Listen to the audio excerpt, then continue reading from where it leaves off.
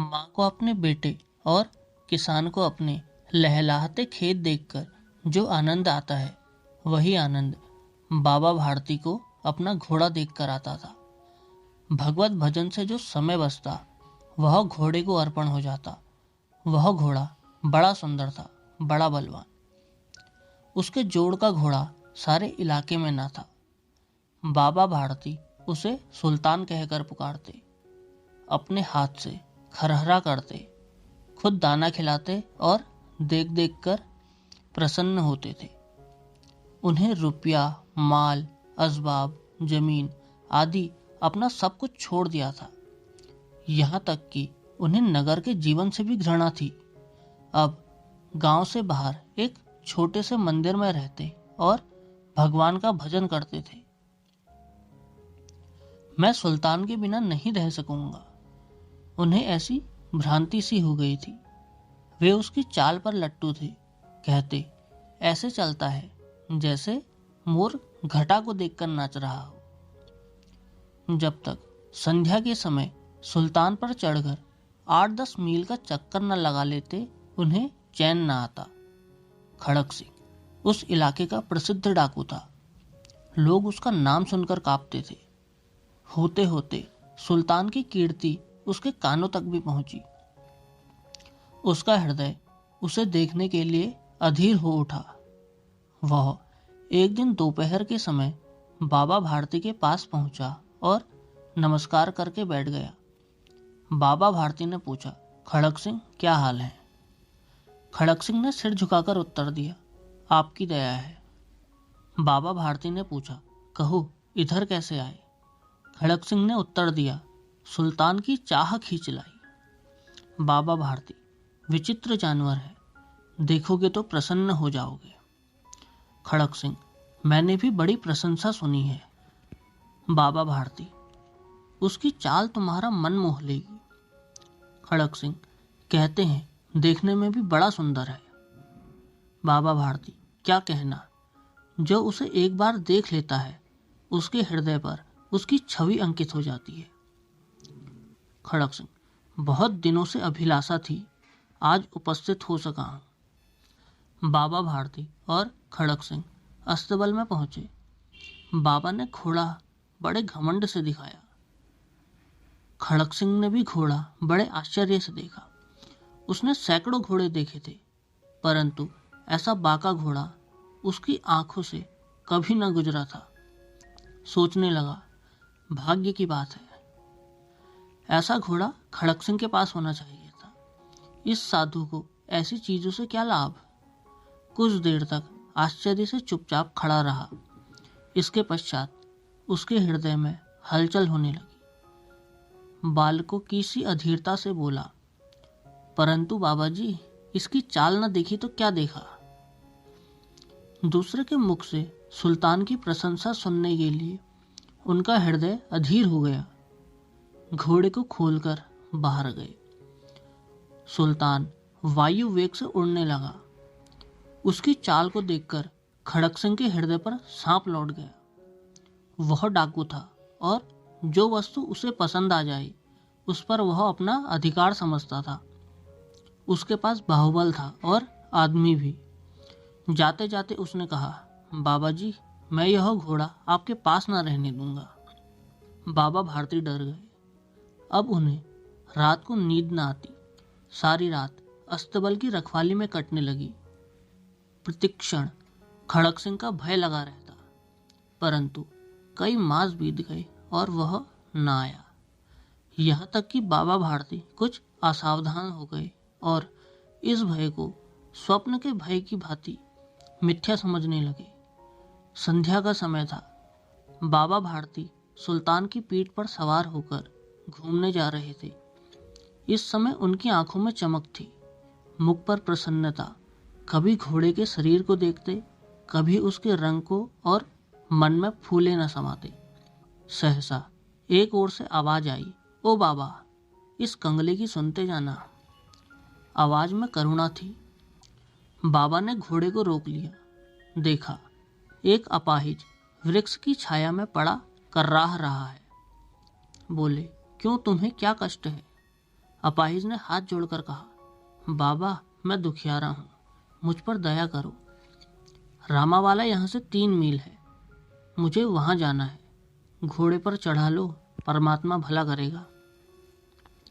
बाबा ने पूछा, वहां तुम्हारा कौन है? अपाहिज ने उत्तर दिया, दुर्गादत्त वैद्य का नाम तो आपने सुना होगा, मैं उनका सौतेला भाई हूँ। बाबा भारती ने घोड़े से उतरकर अपाहिज को घोड़े पर सवार कर लिया और स्वयं उसकी लगाम पकड़कर धीरे धीरे चलने लगे। सहसा उन्हें एक झटका सा लगा और लगाम हाथ से छूट गई। उनके आश्चर्य का ठिकाना न रहा जब उन्होंने देखा कि अपाहिज घोड़े की पीठ पर तनकर बैठा है और घोड़े को दौड़ाई ले जा रहा है। उनके मुख से भय, विस्मय और निराशा से मिली हुई चीख निकल गई। वह अपाहिज और कोई नहीं बल्कि डाकू खड़क सिंह था। बाबा भारती कुछ देर तक चुप रहे और कुछ समय पश्चात कुछ निश्चय करके पूरे बल से चिल्लाकर बोले, जरा ठहर जाओ। खड़क सिंह ने यह आवाज सुनकर घोड़ा रोक लिया और उसकी गर्दन पर हाथ फेरते हुए कहा, बाबा जी यह घोड़ा अब ना दूंगा। परंतु एक बात सुनते जाओ। खड़क सिंह ठहर गया। बाबा भारती ने निकट जाकर उसकी ओर ऐसी आंखों से देखा जैसे बकरा कसाई की ओर देखता है और कहा, यह घोड़ा तुम्हारा हो चुका है।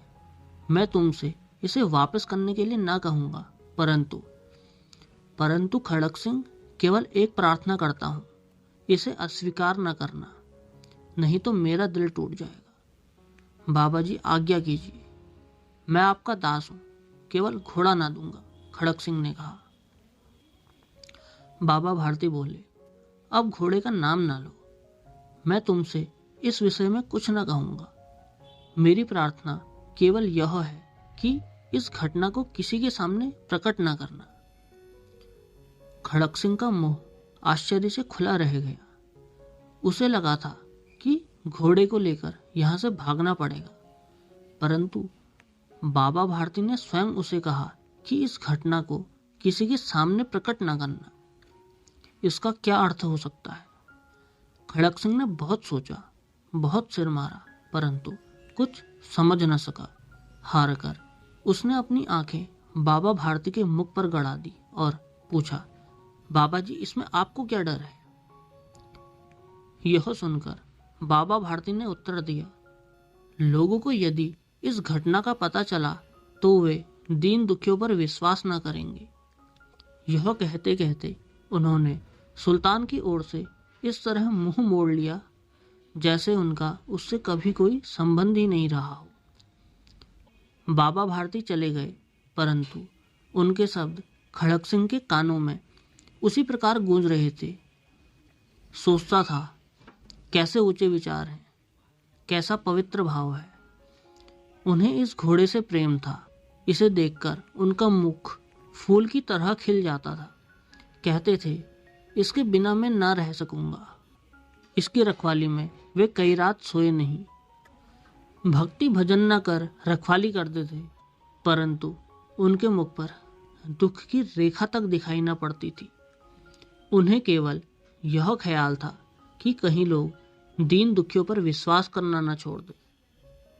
रात्रि के अंधकार में खड़क सिंह बाबा भारती के मंदिर पहुंचा।